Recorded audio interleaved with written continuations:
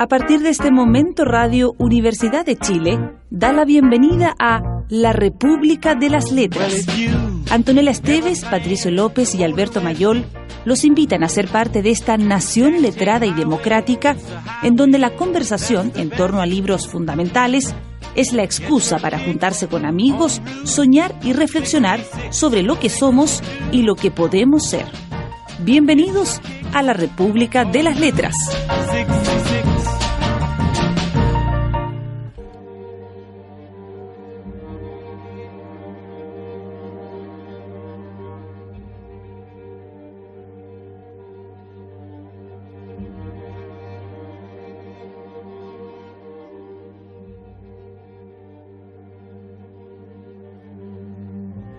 Aún no había salido el sol. El mar no se distinguía del cielo salvo por unos ligeros pliegues, como un paño arrugado. Poco a poco, a medida que el cielo clareaba, una raya oscura se iba formando en el horizonte, dividiendo el cielo y el mar, y en el paño gris se formaban gruesas líneas que avanzaban bajo la superficie una tras otras, cada una siguiendo a la anterior, persiguiéndose en un movimiento perpetuo. Al acercarse a la playa, cada línea crecía, subía sobre sí misma, rompía y deslizaba un sutil velo de agua blanca sobre la arena. La ola se detenía y después volvía a retirarse arrastrándose, suspirando, como un durmiente cuyo aliento va y viene en la inconsciencia. Poco a poco, la oscura raya en el horizonte se volvía más clara, como las partículas en suspensión en una vieja botella de vino que se hubiera posado en el fondo y dejado el cristal de su color, verde. También, a lo lejos se aclareaba el cielo, como si el blanco pozo se hubiera sentado, o como si el brazo de una mujer tendida bajo el horizonte levantara una lámpara y planas líneas blancas, verdes y amarillas se esparcieran por el cielo, como las varillas de un abanico. Entonces, la mujer levantó más la lámpara y el aire pareció volverse fibroso y apartarse de la verde superficie, chispeando y llameando en hebras rojas y amarillas, como el fuego humeante que crepita en una hoguera. Poco a poco, las hebras de la hoguera se fundieron en una neblina, en una incandescencia que retiró el peso del cielo gris algodonoso, llevándolo por encima de él y lo convirtió en millones de átomos de suave azul. La superficie del mar se volvió poco a poco transparente y permaneció así, rizándose y centelleando hasta que las oscuras líneas quedaron difuminadas. Lentamente, el brazo que sostenía la lámpara la levantó aún más y más, hasta que la amplia llama se hizo visible. Un arco de fuego ardía en el borde del horizonte y a su alrededor el mar despedía llamas de oro. La luz alcanzó los árboles del jardín, haciendo transparente una hoja y luego a otra. Un pájaro piaba muy alto. Hubo una pausa, otro pájaro pió más bajo. El sol dio relieve a los muros de la casa y se posó como la punta de un abanico en la persiana blanca, dejando una azulada huella digital de sombra bajo la hoja contigua a la ventana del dormitorio. La persiana se movió ligeramente, pero en el interior todo era tenue y sin entidad real. Fuera, cantaban los pájaros su vana melodía. Cuánto lirismo, ¿ah? Muy buenas noches. Sí.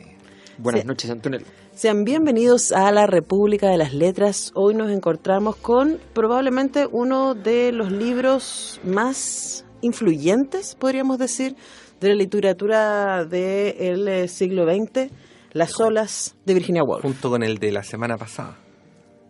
¿Vaya a seguir? Pero eso era siglo XIX. Es verdad, Sí, es verdad. es verdad. Sí, es verdad. es la misma cuestión. Un año más, un año menos. Un ¿Qué siglo tal? más, 100 años.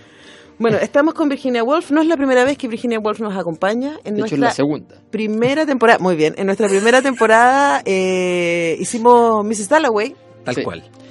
que fue toda una experiencia, y ahora nos encontramos con Las olas, libro que yo no había leído y que debo decir me dejó, ¿cómo decir? En un estado de contemplación estética. Es un libro Sí. bello, bello, bello. Sí, un poco doloroso a veces también. También. Me quedé con la misma sensación que cuando leímos La señora Dalloway, como que Virginia Woolf es incompatible con la República de las Letras. Porque esto de leer un libro, leer este libro de una semana para otra, Sí. me dejó la sensación de que estamos como pasando por encima. Esa es como la Absolutamente. primera sensación y seguramente, y no tiene nada que ver con la extensión del libro, pero Sí, seguramente es de esos que habría que tenerlo en el velador y dejarlo reposar y ir tomándolo a poquito y todo. Lo segundo es que es un libro muy extraño, especialmente al principio. Digo extraño en el sentido de que al principio uno está bastante perdido y no logra enchufarse, y eso hace que las primeras decenas de páginas lleguen a ser un acto de resistencia contra el libro, seguir en él y tratar de llegar hasta el punto en que uno empieza a entenderlo todo. Pero seguramente la resistencia, no sé cómo lo ven ustedes, va un poco más allá de lo del lector. Es como un libro que resiste en varios sentidos. Primero, inevitable pensar en la biografía de Virginia Woolf, en su desacomodo con el mundo y en el modo en que acá explicita que en realidad las personas y las circunstancias no viven en una misma majamama, sino están separadas, ¿no? Y por eso el libro se sitúa radicalmente en la subjetividad de los personajes. Cada uno de ellos, por supuesto, no teoriza sobre sí mismo, sino que ve el mundo de una determinada manera, recuerda de una determinada manera y lo cuenta. Pero al contarlo, ahí aparece otro segundo punto interesante. No se trata de personas comunes y corrientes, son como 6 hablantes líricos, ¿no? Por decirlo de alguna manera. Tienen una forma de ver el mundo que no es la de la banalidad, es una forma de ver el mundo artística, por decirlo de algún modo, ¿no? Hipersensible. Y entonces, claro, son simplemente 6 personas que coincidieron en algún momento de su vida o en alguna parte de la estructura oculta del libro. Estamos hablando de 6 escritores, no sé, de principios del siglo XX. Sí, el libro... A ver, la estructura del libro es, entre comillas, simple. Son 6 voces que hacen especies de monólogos, ¿ya? Sucesivos unos respecto a otros. A lo largo de toda la vida. A lo largo de toda la vida, donde hay una referencia a un personaje que no tiene voz. Un séptimo, claro. Un séptimo que muere en la mitad de la obra. Percival. Marcando al resto de los personajes. Marcando al resto de los personajes. Es muy importante para los otros 6, permanentemente lo mencionan y sí. Bueno, dado esa estructura, que si acaso se llama estructura, una cosa así, pero dada esa estructura, se desenvuelve efectivamente una narrativa casi hipertrófica de perfección. O sea, es verdaderamente increíble. En ritmo, en delicadeza, en precisión, en todos los atributos que uno pudiera decir. Cada párrafo, normalmente en cada página uno encuentra por lo menos un párrafo que goza de ese atributo imposible de palpar, llamado perfección. Por eso cada párrafo habría que leerlo. Y ahí viene algo que me parece que yo no me acordé de la tesis Patricio López al respecto, pero me acordé porque había leído hace poco que Henry Miller comenta que él, cuando leía cosas que le gustaban mucho, lo que hacía era que las leía y en el momento en que encontraba algo que le gustaba mucho, detenía la lectura, cerraba el libro y salía a caminar por los parques a masticar lo que había leído. Tengo la impresión de que el libro se hace daño a sí mismo, efectivamente, cuando uno sigue la lectura en esos momentos.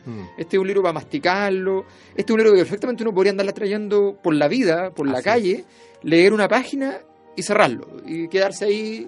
Con eso tienes para el día entero. Con eso tienes para el día entero, efectivamente. No, es nutritivo. Es muy nutritivo.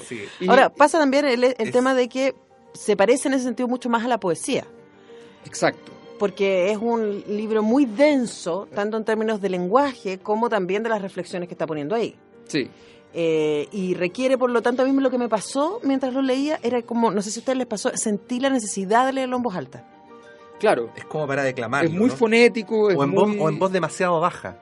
También. Claro. Sí. Pero no en silencio, que es como me pasó, por ejemplo, que yo tenía marcado, empecé a marcar el libro como siempre, y tenía marcado cada página y media. Sí, después ya no tenía sentido. Claro, ya entonces al final después de la mitad fue como bueno, se voy a seguir marcando todo. Se abre el libro en cualquier parte. Todo ya lo que me gusta. Para... Bueno, claro, me parece, es un libro de un nivel de rigor, de perfección, donde además la forma, en la práctica, los personajes tienen perfil de personaje, tienen distintos sistemas de valores, visiones de mundo, qué sé yo. Están bien delineados. Pero Son es súper difícil mundos. que te importe. O sea, tú estás leyendo la forma fundamentalmente. Uh-huh.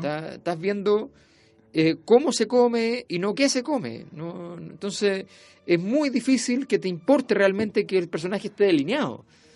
Es muy difícil que te importe realmente cuál es el argumento del libro o el argumento de cada uno. Aunque a mí me pasó que a mí me importó mucho, porque una de las cosas que yo celebré del libro es cómo Virginia Woolf es capaz de hablar desde 6 lugares tan distintos. Y claro, uno conoce a los personajes no solamente por lo que ellos dicen de sí mismos, y después me encantaría hablar un poco más de eso, pero sino también por lo que los otros dicen de sí, de ellos. O sea, son 6 amigos que se conocen desde el preescolar, literalmente, desde muy chicos, hasta su ancianidad. Y constantemente están siendo referenciados por los otros también. Y es interesante ver cómo... Yo me preguntaba, ¿cuánto nos determinan nuestras relaciones? A largo plazo, como pasa con estos 6 amigos. Sí, yo creo, a ver, a mí no me pasó en todo caso eso, a mí me pasó que efectivamente me costaba mucho. ¿Cachai quién está hablando? Lograr, no. Oye, igual ordenemos, ¿no? Porque en este programa a los 3 nos tiene que pasar lo mismo, ¿no? Lo que pasa es una que celebración de la subjetividad. Es lo que está pasando en general en las coaliciones. Eso, en general, en general, son signos de los tiempos. Exactamente. Estamos en el año de, ¿qué era? Caballo. Entonces caballo, el caballo, ¿qué es lo que hace? Se desboca. Bueno. Se enyehuece. Mientras no coma azúcar. Mientras no coma azúcar. Tal cual. Bueno, el asunto, para mí lo que me pasó fue algo distinto. Yo tuve la sensación de que entendía que habían perfiles de personajes muy marcados, muy marcados, el utilitario, el romántico, digamos, estaba desde... El tortuoso, claro. O sea, estábamos hablando de Schopenhauer, Nietzsche, también estaba Hegel, ya estaban todos. Estaba John Stuart Mill, sin duda. Claro. Era como ¿vieron The Breakfast Club?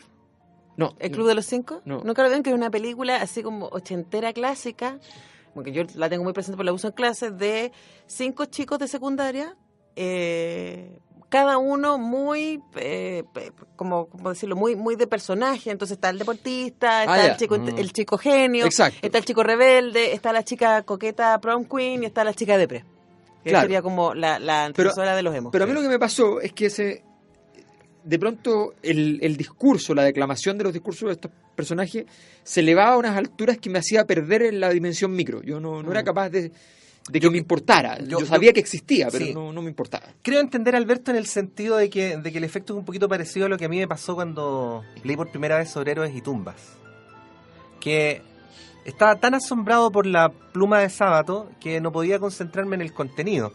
Y entonces, claro, probablemente el problema no tiene que ver con que los personajes estén bien o mal delineados, porque efectivamente están muy bien delineados y cada uno de ellos es un mundo.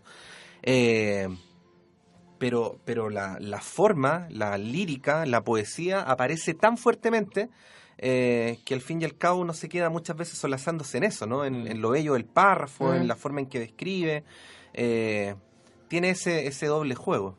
Sí, yo creo que el problema es como que uno lo siente, es un texto que se siente mucho en la lengua. O sea, uno degusta el texto y va y dice, wow, y ahora tiene otro sabor y cambió de sabor. Es muy sinestésico. Entonces, en medio de esa experiencia de cambio de sabores, me costó encontrarle no encontrarle, sino que me costó que me importara la vuelta narrativa propiamente tal. Mira. La historia propiamente tal. Bueno, vamos a enterar sobre eso después. Pero ahora vamos a ir con un poco de música. ¿Vamos con música? Alberto Mayor. Me encantó el tema que escogiste. ¿Te gustó el tema? Sí, yo la verdad es que estaba pensando que podía ser representativo y me complicó mucho. ¿Ya? Mucho. Y de pronto dije, música depresiva inglesa. De más. Eso puede ser una buena solución. Entonces ahí apareció en mi mente Coldplay. ¿Ya? No sé demasiado de música depresiva inglesa, pero sé que Coldplay cumple el atributo. No, y para esta canción... Y luego, efectivamente, esta letra es bastante adecuada para el texto. Así que, In My Place, de Coldplay.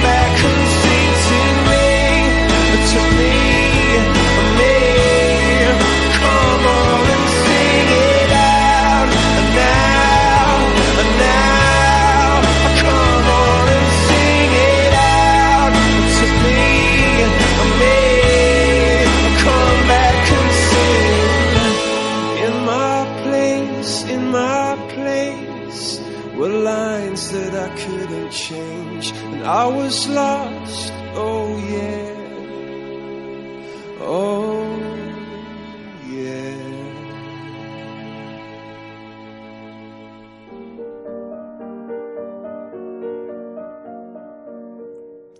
Pero ¿quién soy yo? ¿Quién es la que se apoya en la verja contemplando como mi setter traza círculos con el hocico? A veces pienso, aún no cumplido los 20 años, que no soy una mujer, sino la luz que cae sobre esta verja, sobre esta tierra. Soy las estaciones, pienso a veces, enero, mayo, noviembre, el barro, la niebla, el alba. No se me puede zarandear de acá para allá, ni puedo flotar dulcemente, ni mezclarme con otras personas. Sin embargo, ahora, apoyándome en esta verja hasta que el hierro deje huellas en mi brazo, siento el peso que se ha forjado en mi costado. Algo se ha formado ahí, en el colegio en Suiza, algo duro. No suspiros ni risas, no son frases circulares e ingeniosas, no son las comunicaciones extrañas de Roda, cuando mira más allá de nosotras, más allá de nuestros hombros, ni tampoco las piruetas de Jean y toda ella de una pieza, extremidades y tronco. Lo que yo doy es feroz. Prefiero la mirada de los pastores que encuentro en la carretera, la mirada fija de las gitanas junto al carro, en la cuneta, amamantando a sus hijos tal como yo amamantaría a los míos, porque muy pronto, al mediodía, cuando las abejas zumben alrededor de las flores, llegará mi amor. Se quedará de pie bajo el cedro. A su única palabra contestaré con mi única palabra. Le daré lo que en mí se ha formado. Tendré hijos, tendré criadas con delantales, trabajadores con horcas, una cocina en la que traerá los corderos enfermos para que cobren calor en un cesto, una cocina en la que cuelguen los jamones y brillen las cebollas. Seré como mi madre, silenciosa, con delantal azul, recorriendo con la mirada los aparadores. Ahí habla Susan. Sabes que mi traducción es distinta a la tuya y sin embargo es bastante parecida. ¿Y también tenéis marcado esa...? Sí. Qué bonito cuando nos pasa eso. Se encontramos. Sí. Bueno, decíamos que... Bueno, la gente habitualmente no nombra el mundo así. No, Tiene que ver con lo que estábamos diciendo. Pero lo piensa así. Eso es lo que me pasó. Es que... ¿No te ha pasado? No es que uno se quiera dar de hipersensible, emo, lo que queráis, pero ¿no te ha pasado que hay momentos en la vida en que uno se detiene y piensa así?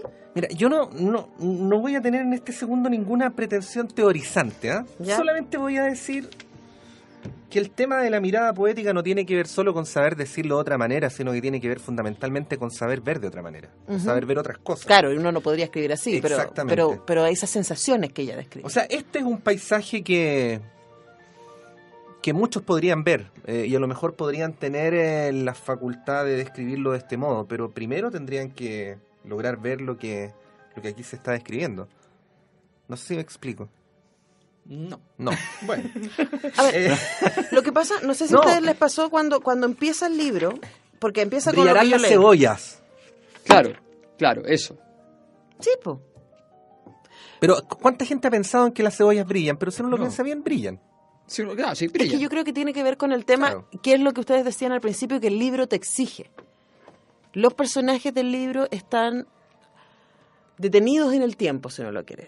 El tiempo pasa alrededor de ellos, pero ellos se permiten detenerse. Y mirar, hay una parte en donde hablan de las gotas, mirar cómo las gotas caen.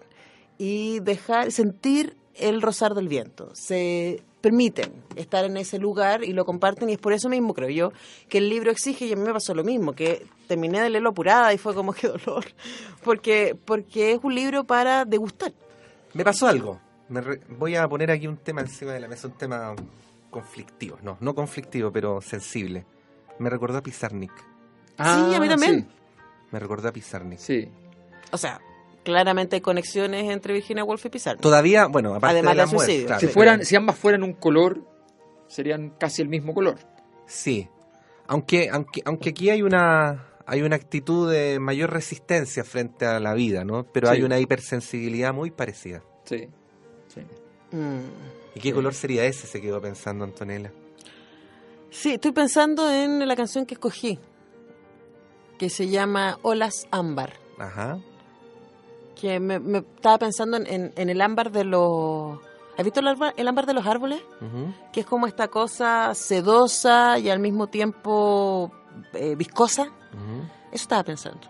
Ese color, que puede ser súper brillante y reflejar muchísimo, y al mismo tiempo puede ser oscuro, y puede ser denso, y puede ser incluso desagradable. Eso estaba pensando. Sí, es verdad. De hecho, el cambio de colores se produce en 3 líneas muchas veces. O sea, claro. uno va avanzando y de pronto está en las alturas, además que aquí hay una literatura que es muy innovadora en ese sentido, porque no es una época donde todavía la literatura del yo haya estado tan desarrollada. Claro, por eso es muy influyente este libro, este libro de los 30. Es una literatura donde el yo tiene, no obstante hay muchos yoes, pero es el yo finalmente el que se expresa. Hay una literatura muy de la expresividad, de la individualidad, del intento por transformar esa individualidad que en el fondo es inacible en algo comprensible para el resto. Es un esfuerzo, digamos, Sí. de romper el cascarón que significa la presentación social y poder poner en escena todo el repertorio emotivo. En algún sentido, entonces, es muy intenso. Me imagino además lo que significa que esta literatura del yo expresiva, que en general fue polémica cada vez que se publicó en su momento, además sea la expresividad fundamentalmente de una mujer. O sea, me imagino lo que significa en su época. ¿Ya? Eso. Sí, me interrumpí porque dije, después de la semana pasada, sí, estoy haciendo como un comentario así como políticamente correcto. Estás echando a perder tu imagen, como Mayol. que llegué así el winista. Entonces me sentí mal. No, porque la ola te tocó ciertas fibras. Sí, ese lado femenino que tengo tan Pero impreso. puedes decir como Mariana, que ella no está criticando la reforma, sino que está haciendo aportes constructivos. Exacto. Eso es. Yo no estaba criticando a las mujeres, estaba simplemente diciendo lo malas que eran. Ahora, perdón, no era eso. Lo que sí es cierto es que es un momento en el que la novela del siglo XIX, así como la típica, como la que leímos la semana pasada, como que había agotado sus posibilidades, ¿no? O sea, ya estaban naciendo los intentos por escribir de otra manera. Además, con una tradición que es súper fuerte en el Reino Unido. Hemos leído más de alguna novela precedente a esta, escrita más o menos en el mismo lugar. Y entonces, claro, uno no sabe si Virginia Woolf es la agente del cambio o es la que simplemente expresa ese tránsito, pero claro, aparece en un momento en el que se catalizan una serie de procesos. Entonces ella es como autora y víctima al mismo tiempo. Pero además este ejercicio tan crítico que está al interior de la mirada sobre, quiero decir, la estandarización de la vida y las opciones que uno va tomando, porque como vamos viendo estos 6 personajes crecer, y claro, y tempranamente empezamos a darnos Pero según su propia apreciación. Exactamente. Sí, según su propia apreciación. No hay ninguna mirada externa. Excepto la de sus amigos, que claro, dicen excepto yo vi la de cuando... uno en relación a otro. Claro. Y ahí me pasan a mí 2 cosas. Uno, es como esas miradas, como escuchamos a los personajes hablar de sus amigos, pero también recibir la mirada de sus amigos. Es súper interesante ver cómo eso los va transformando, ¿o no? Y los pone en un lugar. Se espera de mí que yo. Es un poco, y está eso, se espera que yo sea el sensible, se espera que yo sea la coqueta, en el caso de Ginny, ¿cierto? Se espera que yo sea la bucólica, en el caso de Susan, ¿cierto? O la depresiva, en el caso de Rhoda, que termina además suicidándose hacia el final del libro. Lo que a mí me pareció muy interesante es que esas voces tienen tonos distintos, o sea que uno puede escuchar las voces, y además la figura preciosa porque tenemos estos 6 monólogos interiores, pero además tenemos entre medio estas descripciones como la que yo leí al principio de las olas, que no sé si se fijaron, van cambiando a lo largo del paso del libro, a lo largo del paso de los años. Y van volviéndose cada vez más grises. O sea, uno sabe de las olas que siempre van y vuelven. Claro. Esa es la certeza que uno tiene, ¿no? Pero nunca vuelven de la misma manera. Bueno. Sí, pero efectivamente eso también hay que decirlo porque en la parte estructural de la obra, en cada capítulo, podríamos decir, porque tampoco queda tan claro que sean capítulos en el sentido estricto del término, en cada vuelta a iniciar su camino, vienen estos textos que son textos fuera de la descripción del yo, que son textos, comillas, objetivistas, pero donde lo que está en juego es simplemente la representación de una emoción, de una temperatura, de un color, de un sabor, digamos, y esto a partir de las olas. Ahora, a mí me dio la impresión de que es al mismo tiempo el pasar del día y las estaciones del año. Entonces hay momentos que son súper luminosos y hay momentos muy invernales, que también tienen que ver con, me dio la impresión la edad de los personajes. No me detuve a analizarlo, pero me da la impresión de que por lo menos eso era. No sé. Oye, Me acordé de un poema de Huidobro que se llama El Molino, que tiene forma de molino. Tiene forma de molino. Claro. Entonces parte diciendo molino que giran las horas, después los días, los meses, como que junta en una misma figura todos los ciclos. Está bonito. Y fue escrito más o menos en la misma época.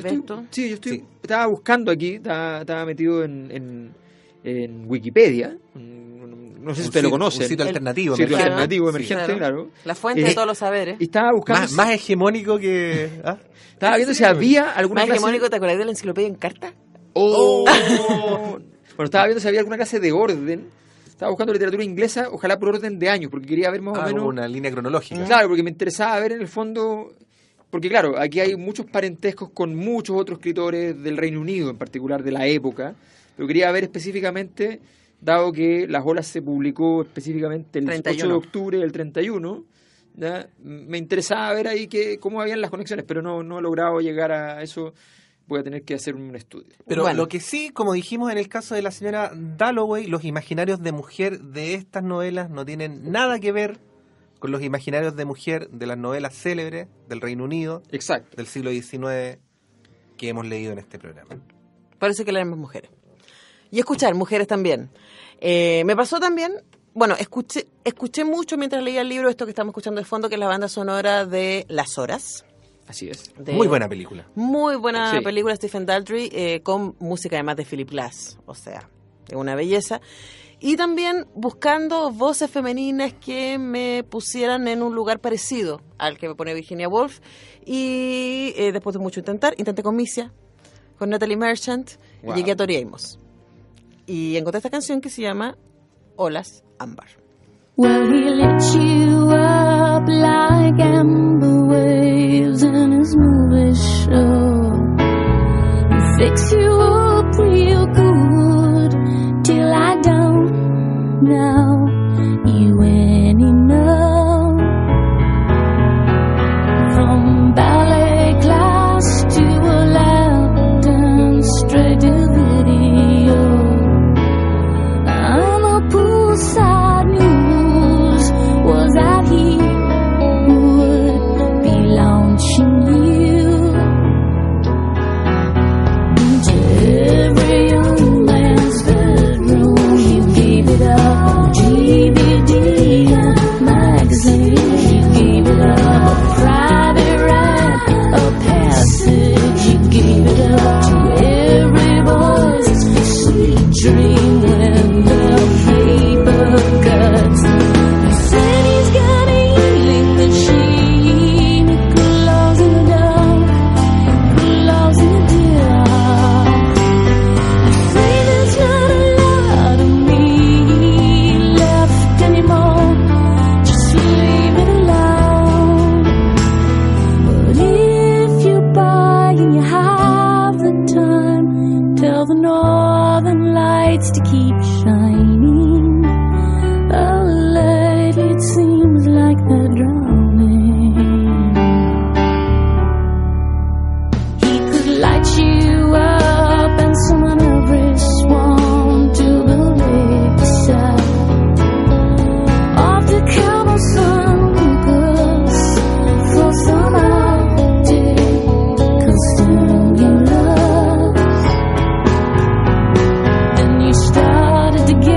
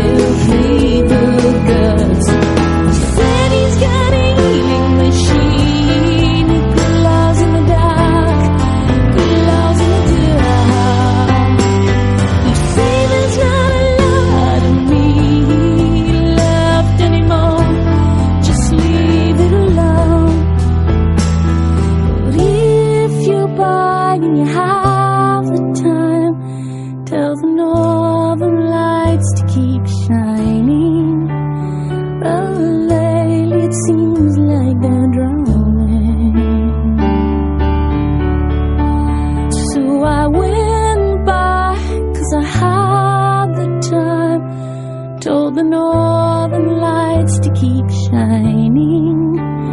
They told me to tell you the way.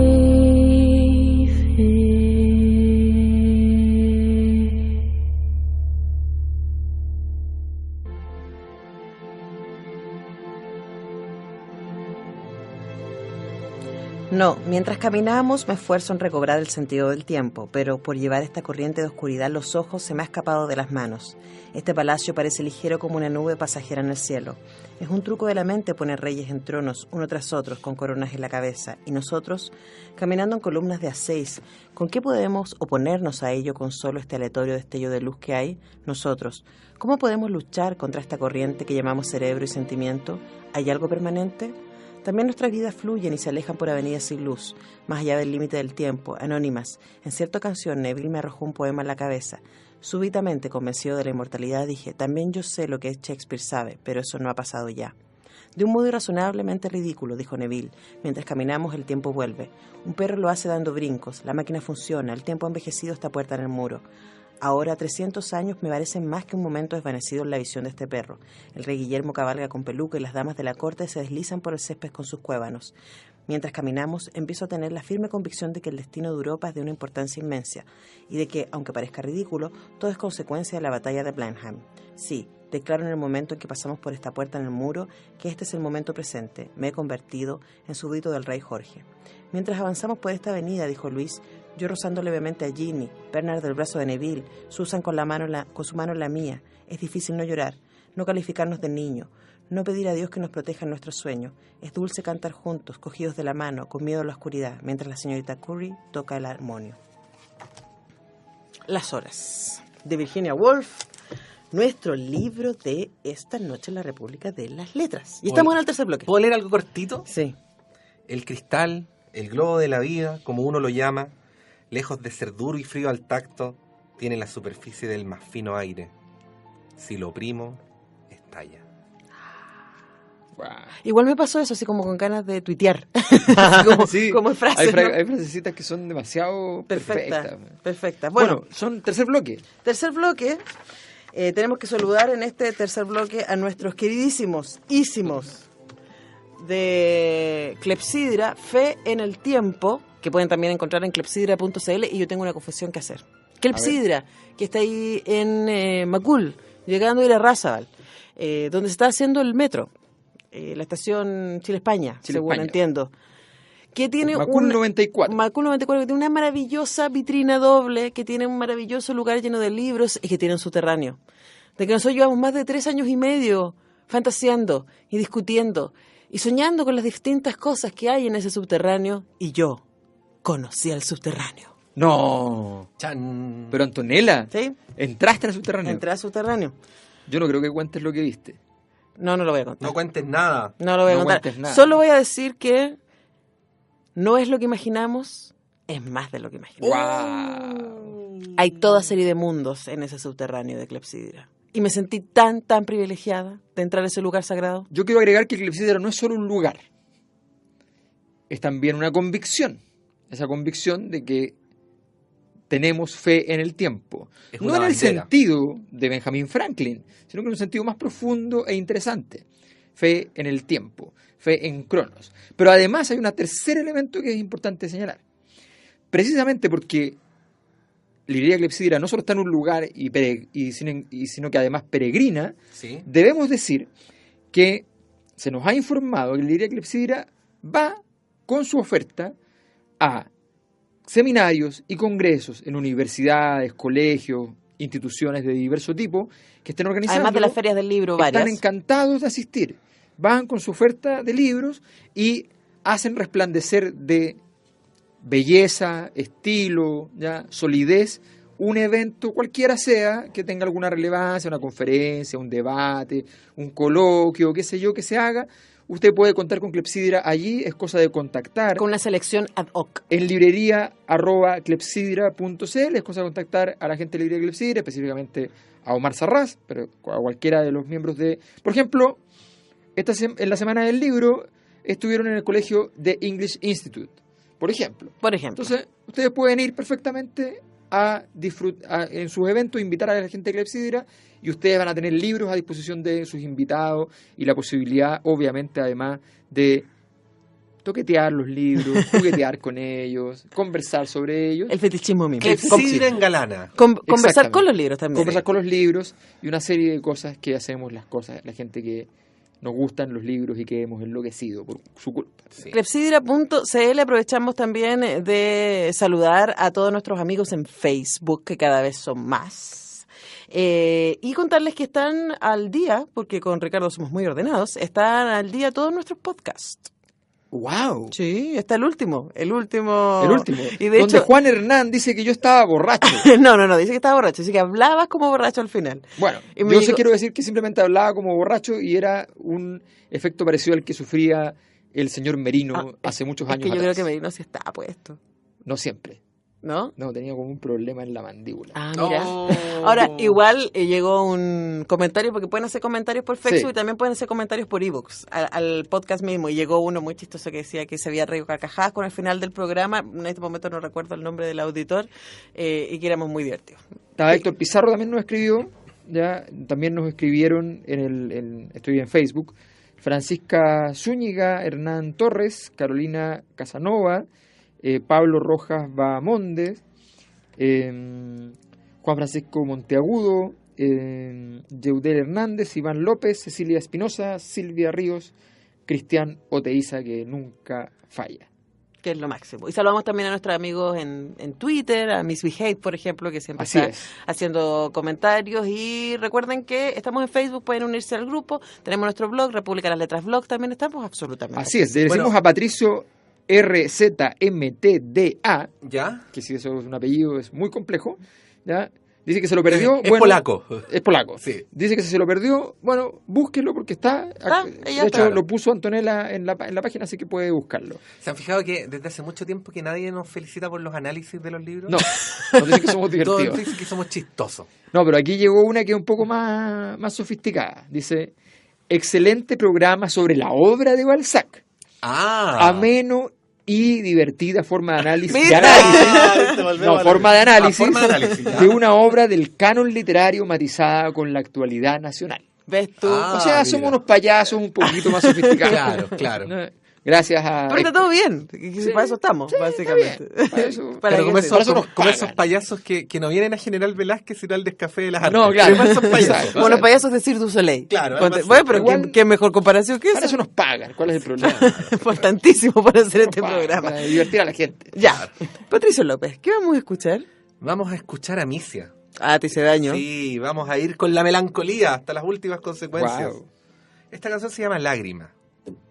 Es originalmente de Amalia Rodríguez, así que está en la continuidad de la melancolía, la perpetuación, que es lo que vamos a escuchar ahora.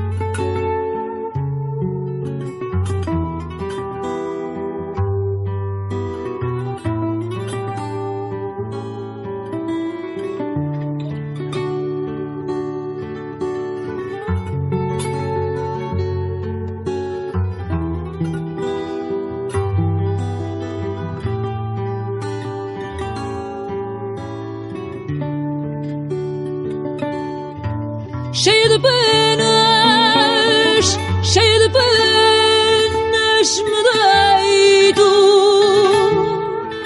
e com mais penas me levanto. No meu peito já me fico no meu peito este jeito, o jeito de te querer tanto.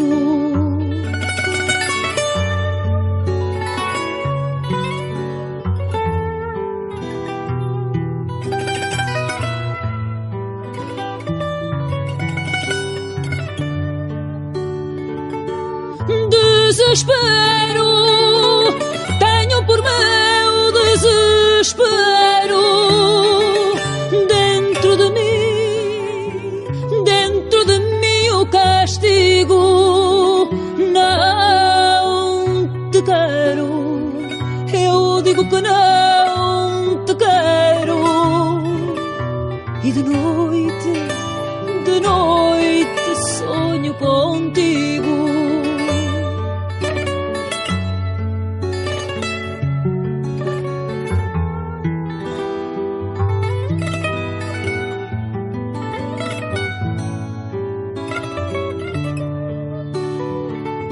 se considero que onde hei de morrer,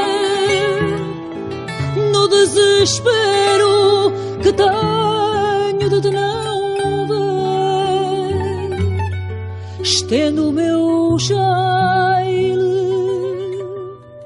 estendo o meu jaile no chão, estendo o meu jaile e deixo-me adormecer.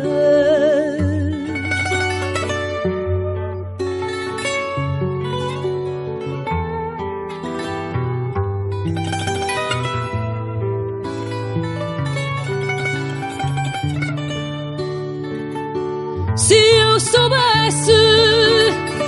eu soubesse que morrendo tu me havias de chorar por uma lágrima,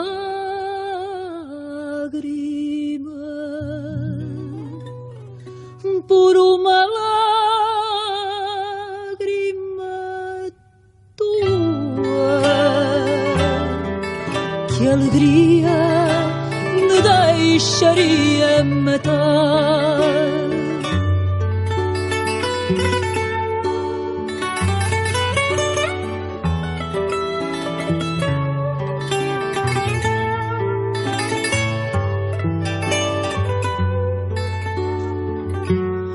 Por uma lágrima,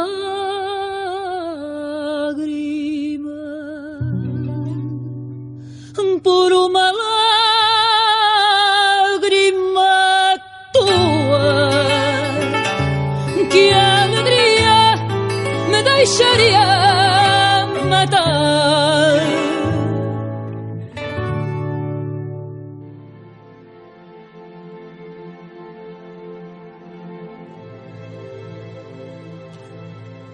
Pero todos éramos distintos. La cera virginal que cubre la espina dorsal, se fundía en diferentes lugares en cada uno de nosotros. El gruñido del joven pinche la cera al amor a la criada entre los arbustos, la ropa que colgaba a secar se inflaba en el alambre, el hombre muerto en el arroyo, el manzano desnudo a la luz de la luna, la rata entre los gusanos, el goteo azul del resplandor. Cada una de estas cosas estriaba y manchaba de un modo distinto nuestra blanca cera. A Luis le repugnaba la naturaleza de la carne humana, a Rhoda nuestra crueldad. Susan no podía compartir, Neville quería orden, Ginny amor, y así sucesivamente sufrimos terriblemente al convertirnos en cuerpos separados. Virginia Woolf, Las olas, nos está acompañando todavía acá en la República de las Letras. Sí, Sí. sigue acompañando. Si es que a eso esta compañía es compañía. Bueno, Virginia Woolf es una figura potente, es potente también por su limitada pero muy, muy influyente obra a lo largo de su vida. ¿Qué tan limitada fue? ¿Cuántos libros habrá escrito? 1, 2, 3, 4, 5. La señora Dalloway en el 25, Alfaro en el 27, Orlando en el 28, Las olas del 31, Los años del 37 y Entre actos del 41. O sea, son como 6 o no 7. Exactamente. No es tampoco, ¿ah? Ahora, igual, ella fue también muy influyente porque con su marido, Leonard Woolf, dirigieron la editorial Howard Press, que también permitió la salida de muchos libros, y lo que explica también que ella haya podido publicar, porque digamos que tampoco era tan común que las mujeres, menos las mujeres casadas. Y menos aún con esta manera, estas maneras tan... ¿Qué maneras más curiosas? ¿Eh? Exactamente, se pudieran publicarse en esta época, y es fuerte decir en esta época que no fue hace tanto tiempo atrás. O sea, estamos hablando de 70 años atrás. Menos de 100 años, claro. Sí, sí, yo creo que la obra además trata de construir un viaje que de alguna manera también es el viaje de Virginia Woolf. O sea, es un viaje donde, aun cuando hay muchos contenidos, muchas formas de entrar, hay personajes de mucha humanidad, el viaje es un viaje hacia la tristeza, hacia el abandono, hacia una soledad que es muy existencial, que no tiene que ver con la soledad no tiene que ver con la soledad existencialista posterior a la Segunda Guerra, que es una soledad en un mundo devastado objetivamente y que uno entiende esa soledad. Esta es una soledad del sujeto que de pronto empieza a implosionar, como que va cayendo sobre sí mismo y de pronto ya lo único que queda es el propio centro neurálgico de sí mismo, expresado a modo de los otros objetos del mundo. Pero entonces es una cosa muy, muy íntima, muy, muy compleja, que de alguna manera Woolf permite siempre, en lo que hemos leído. A mí me gustó mucho más en todo caso, que la señora Dalloway, pero permite siempre, con su densidad, permite siempre ir tejiéndonos en medio de su propia estructura de sentimientos, sin nombrar normalmente ningún sentimiento. O sea, aquí no es que, qué sé yo, Bernard estaba triste. Claro, no, y tampoco dice estoy triste. No, tampoco dice estoy triste. Pero dice cosas como siento como la luz que se apaga, ese tipo de cosas. A mí yo creo que, la soledad a la que te refieres es la imposibilidad de ser totalmente tú con otro. Que yo creo que eso está súper explicitado en este libro. Es una extrañeza con el mundo. Es una extrañeza con el mundo. Que es la misma de Panja heideggeriano que te han de ver. Sí. Estaba pensando en eso de que la intimidad te aleja y te salva de la impostura, ¿no? O sea, cuando se trata de pensamientos tan íntimos, no hay nada que poner en escena, no hay nada que disimular. Uno se da cuenta en la subjetividad que efectivamente el entorno te afecta, te influye. Pero lo que hay ahí en el discurso poético de cada uno de los hablantes es pura transparencia. Y pensaba en un ejemplo que de alguna manera nos conecta también con el de Alejandra Pizarnik. Ustedes sabrán, porque se mueven en los ámbitos de la academia, que una de las manifestaciones más habituales de la impostura en la academia es cuando alguien habla desde los autores, ¿no? Aquí, tal como en el caso de Pizarnik, hay permanentemente mención a escritores, autores del pasado, en la voz de los personajes en este caso, pero que nunca se entienden como la cita espuria, ¿no? Como la mención academicista o de apariencia, sino simplemente como conocimiento que se hace carne, que se transforma en la propia interioridad de los personajes y que entonces, a pesar de la mención, ya no es ese otro autor, sino que es parte de uno, ¿no? Y ese es un ejemplo un ejemplo que demuestra cómo aquí hay pura interioridad y pura verdad, ¿no? Pero claro, son verdades distintas. Lo que pasa es que la historia es como un espacio donde hay muchos átomos en permanente movimiento. Y ella está tratando de darle a ese espacio alguna regla. A mí me parece muy interesante, que de hecho quiero leer un fragmentito respecto a la relación con Percival, porque claro, aquí hay 6 voces y esas 6 voces están en horizontal, más una descripción objetivista, entre comillas, que decidíamos sobre las olas, ¿ya? Que está en horizontal pero en otro plano. Y de pronto hay en vertical una figura que permite como sostener el mundo, que es Percival. Que además tiene relaciones distintas, porque Neville está enamorado de él, pero Exacto. Percival está enamorado de Susan. Exacto. Es como el héroe de uno y es como el amigo del otro. Pero es el punto de referencia que permite que estos átomos, digamos, encuentren un lugar. Es la conexión en el mundo, ¿no? Entonces, Claro. es un párrafo cortito. Dice, ahora el césped y los árboles, el viento que al soplar va abriendo entre las ramas grandes huecos de cielo azul, que los árboles vuelven a cubrir sacudiendo las hojas que recuperan su lugar.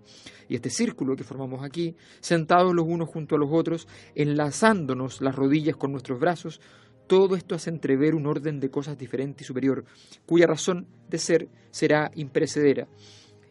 En este breve segundo me he dado cuenta de ello, y esta noche trataré de fijar esta percepción en palabras, trataré de forjar con ellas un círculo de acero, aun cuando Percival lo destruya todo al marcharse con su andar pesado, aplastando el césped, seguido por los alumnos pequeños que trotan pegados humildemente a sus talones.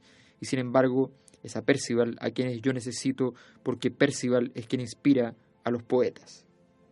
O sea, ahí está el punto de referencia donde se afirma un poco estos mundos paralelos. Y además esta cosa que no diría que es caótica, diría una palabra horrorosa que es estocástica. Wow, perdón, ¿Qué significa disculpe. eso? Estocástica. Es que dominguera tu palabra. Escoba. Y tu Usted lo abuelita. será y tu abuela. No, se usa en estadística para hablar de cosas que están al azar. Ajá. Ajá. Ahora, yo me quedo un poco con lo que decía Pato también, de esta idea de la verdad, la subjetividad, que a lo mejor es algo que le he estado dando vuelta también respecto al documental Chile, y bueno, que hace poco escribí sobre El Guaso, que es un documental bien devastador, desde la mirada de, pues, es la historia de un hombre grande que cree que tiene Alzheimer y decide suicidarse, y está contada desde su hijo, y el tema es que lo real es tan real para que lo siente. Ese es el tema. Y por lo mejor probablemente esta semana en el semáforo hicimos un programa sobre salud mental y todo. Estoy como muy rayando con este tema de, finalmente, como no existen, excepto en términos físicos, cosas medibles, la manera en que nosotros celebramos el mundo, lo vivimos, es solo nuestro. Y eso ya es real. Y probablemente fue tan restaurador para mí leer Las olas después de haber leído Balzac, que probablemente lo que más me enfureció de Balzac es esta idea de esto es así, y las mujeres sienten así. El naturalismo. ¿Cachai? Y esto es así, y las mujeres no solamente deben ser, sino que sienten y piensan estas cosas. Y es como, de nuevo, como decía, ¿y vos qué sabes? En cambio, Virginia Woolf se pone en la complicación profunda de esto siento. Y no sé, incluso se lo preguntan a algunos personajes, y no sé si lo que siento es lo que es, lo que siento. Sí. Pero hay que hacer una síntesis entre Woolf y Balzac. Voy a ir a escribir. Dan Brown. ¡Oh, no! Qué maldad.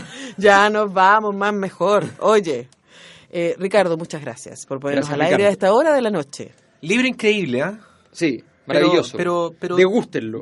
No, para leerlo con tiempo. Degústenlo. Sí. No, para volverlo a leer. La próxima semana volvemos con Ray Bradbury. Otra Sí, nueva volvemos con Ray visita. Bradbury. Con las manzanas doradas No sé, tú lo fuiste a buscar. del árbol... The Golden Apples del árbol del sol, una cosa así se llama. Bueno, ustedes que no están escuchando saben mejor Bradbury. que yo. Eso. El mismo Bradbury que la otra vez leímos y nos gustó tanto. Crónicas marciales. Estará aquí con sus marcianos convertidos en humanos. Déjenos saluditos en el Facebook o en republicalasletrasblog.com. Si quieren también republicalasletrasblog.com. Mándennos regalos a la Muchos radio. regalos, Sí, muchos todos regalos, los que todos quieran. los que quieran, sí. A Hoy nuestros sí. nombres 100 sobrecerrados. Se les sobra ropa herméticamente. también. Sí, Plantas. Plantas. Es que el otro día me tomé un Late Harvest de esos que nos mandó Hierbas medicinales. nuestro amable auditor. ¿Hierbas medicinales? hierbas medicinales. po. Sí. Cartas, ¿por qué no? Menta, Bueno, todas esas tilo, cosas. boldo, Ya todo. vámonos, mejor tenemos hambre. Gracias. Muchas gracias, Ricardo. Gracias, chiquillos. Gracias. Siempre un placer. Que estén bien. Chao. Antonella Esteves, Patricio López y Alberto Mayol y su República de las Letras regresan la próxima semana con un nuevo libro y nuevas conversaciones. Los esperamos. On blue